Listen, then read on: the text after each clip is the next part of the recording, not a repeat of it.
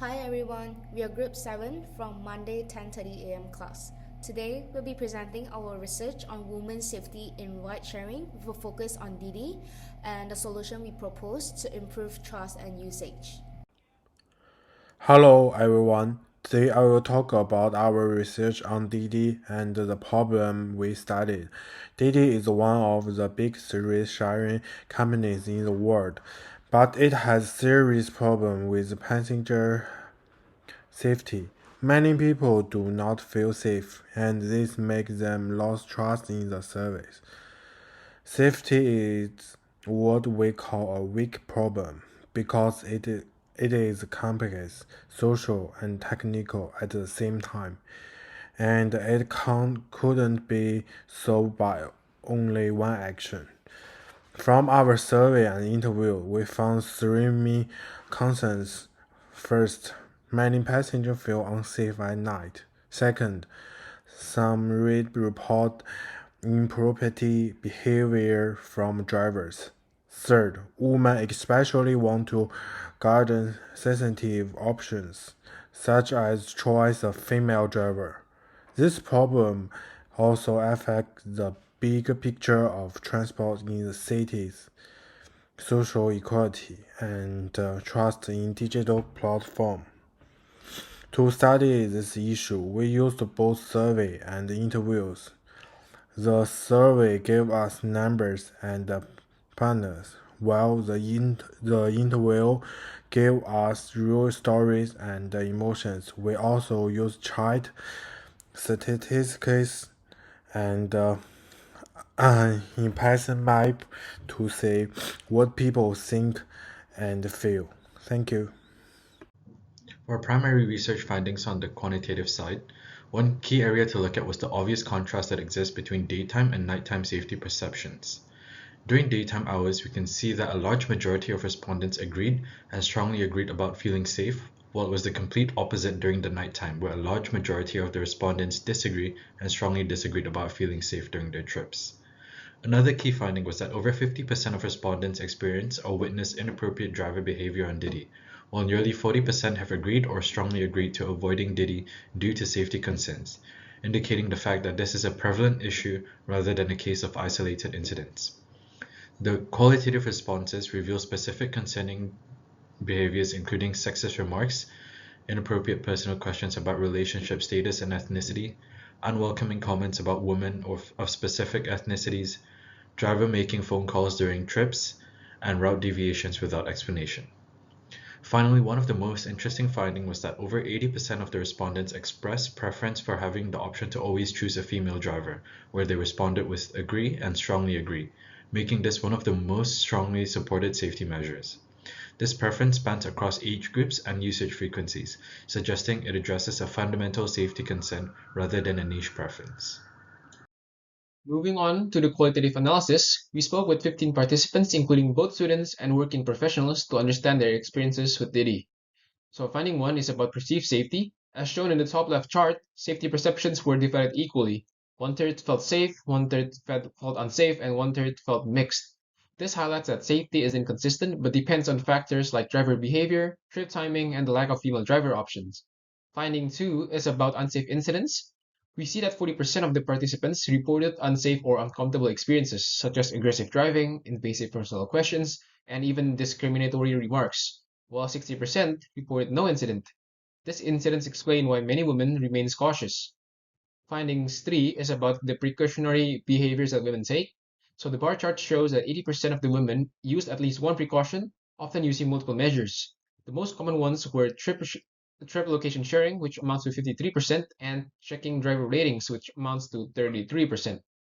Findings 4 is about the perceptions of DD safety features.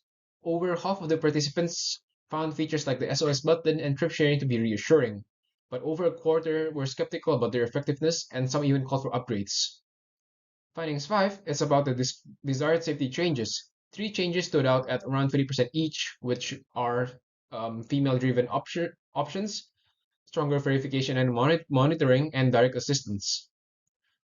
Finding 6 is split between two. So finding 6A is about the platform preference. The pie chart shows that preferences were evenly split between Uber and no difference at 47% each, with only one participant preferring Didi, showing the disparity between Didi and Uber.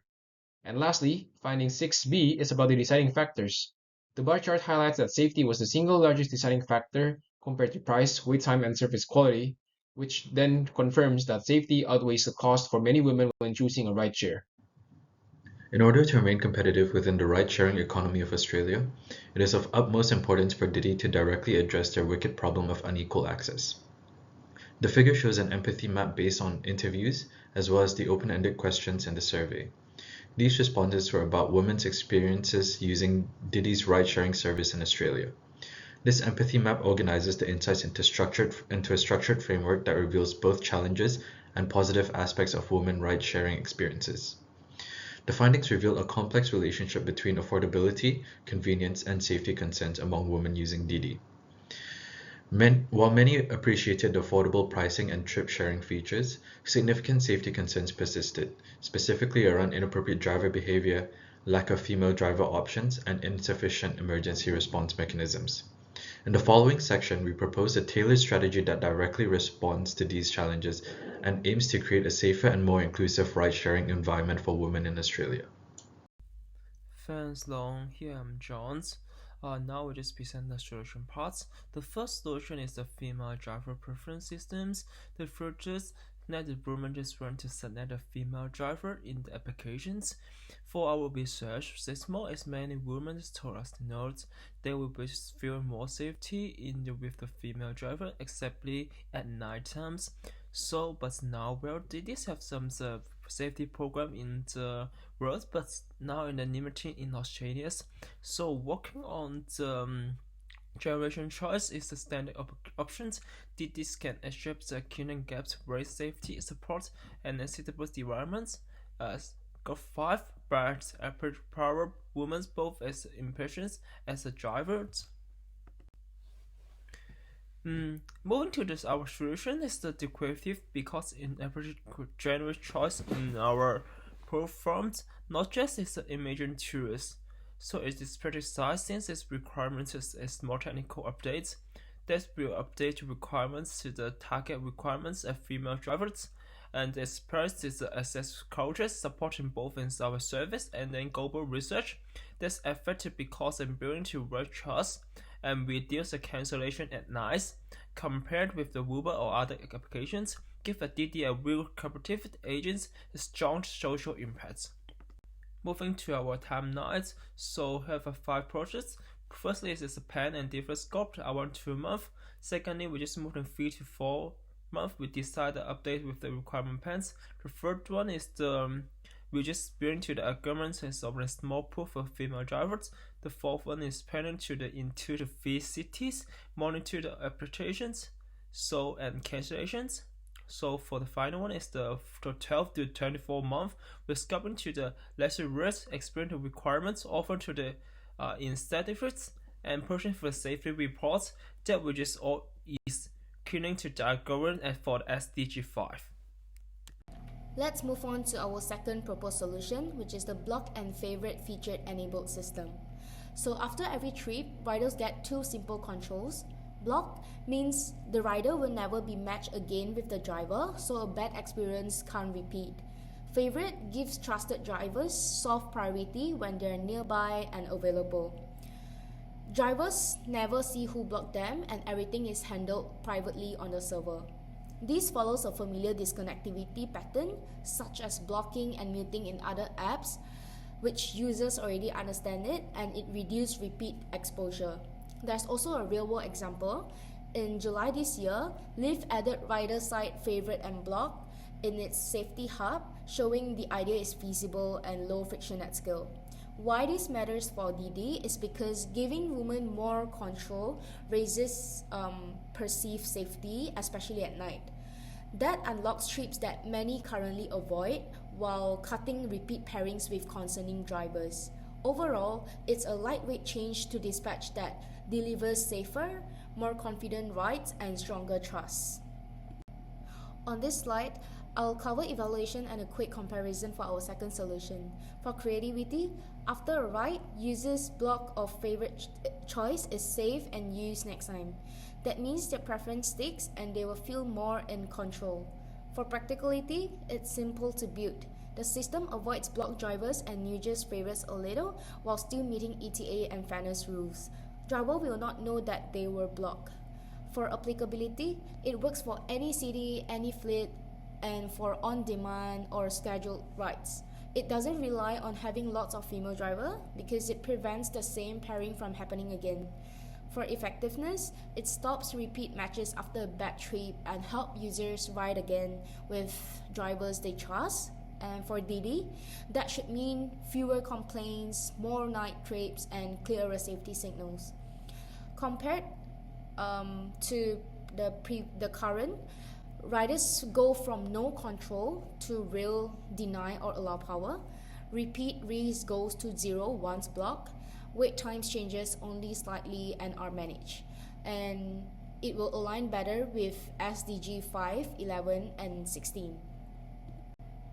Move on to the timeline. As you can see from this table, in the first 6 to 0 months, we built the core feature, we add block and favorites, release the post-trip prompt and safety hub, and run a pilot into the 3 cities to measure ETA impact, adoption, and repeat incidence trends. From 6 to 12 months, we scale and tune. We expand the pilot, adjust the boost or ETA guardrails, add list management and operations dashboards, and complete localization and privacy checks, aiming for fewer rematches, ETA impact, and also more night trips by women.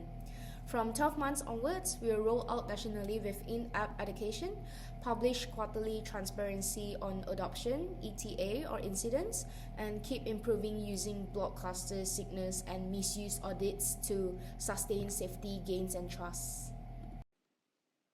Our proposed solutions directly support the United Nations SDGs. The female driver preference system aligns with SDG 5 gender equality by empowering women as both drivers and passengers. It also contributes to SDG 11 sustainable cities and communities by promoting safer and more inclusive transport options. The second solution, block and favorite in label system, also align with SDG 5 and 11 by giving women greater control over their travel experience and enhancing trust in ride-sharing business as a sustainable mobility option. In addition, it connects to SDG 16, peace, justice, and strong institutions, by embedding accountability and transparency into the platform. In conclusion, our research confirms that women's safety in ride-sharing is a wicked problem, driven by cultural, social, and technological barriers.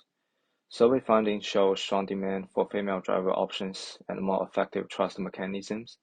By implementing our proposed solutions, Didi can directly address these gaps while also demonstrating alignment with the SDGs. Altogether, these solutions allow Didi to reposition itself as a safety-first, socially concise provider, which creates a safer and more equitable ride-sharing ecosystem